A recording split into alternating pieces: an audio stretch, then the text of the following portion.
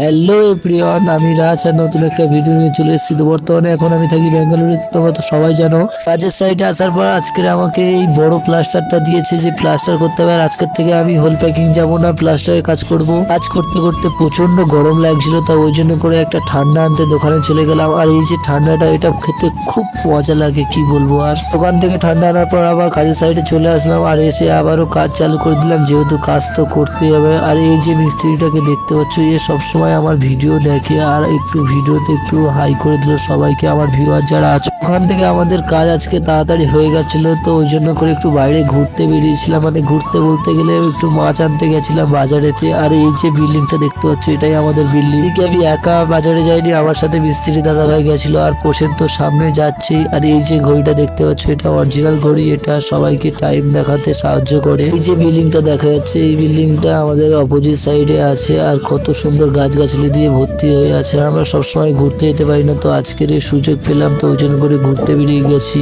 এদিকে আমাদের একটু বাজারে যেতে দেরি হয়ে গেছে, তো রুমে আসতে আরো রেডি হতে ফ্রেশ হতে অনেক দেরি হয়ে গেছিল। দেখা যাক বাজারে গিয়ে মাছ পাই কিনা। আর এদিকে বাজারেও চলে এসেছি, আর আসার পর দেখতে পাচ্ছি যে কত বড় একটা জাম। যাই হোক, এদিকে একটা বড় রূপচাঁদা মাছ নিয়ে নিয়েছি। আর এদিকে মাছ নেওয়ার পর দাদা এদিকে কাটতে লেগে গেছে মাছটাকে। তো এদিকে আমরা যেহেতু 10 জন, ওই যেগুলো 10 পিস করবে। তো ভিডিওটা যদি ভালো লেগে থাকে ছোট ভাই হিসাবে পাশে দেখো। এরকম নতুন নতুন ভিডিও দেখার জন্য আমাকে ফলো করে রেখে দিও, আর কমেন্টে বলে যেও যে আমার ভিডিও তোমাদের কেমন লাগে।